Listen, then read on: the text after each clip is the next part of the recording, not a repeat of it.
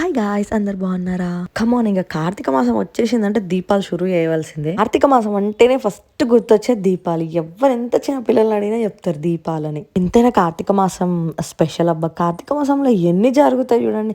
కార్తీక మాసం వచ్చిందంటే చలి పెడుతుంది. అండ్ కార్తీక మాసం అంటే పెళ్లిళ్ళు అయ్యప్ప పూజలు జరుగుతుంటాయి. కార్తీక మాసంకి కోపం కూడా వస్తుందండో. ఈ మూతులు ముక్కులు అన్ని కూడా వాళ్ళకి కొడుతుంది. అండ్ ఇంకా ఈ మాసంలో డిఫరెంట్ డిఫరెంట్ దీపాలు పెడుతుంటారు కదా. ఉసిరికాయ దీపం అని, పిండి దీపం అని, ఆ దీపం ఈ దీపం అని కొత్త కొత్త అన్ని కనిపెడుతూ ఉంటారు కదా. మనలాంటి లేజియెస్ట్ ఫెలోర్స్ కి కూడా ఒక దీపం తెలుసబ్బా.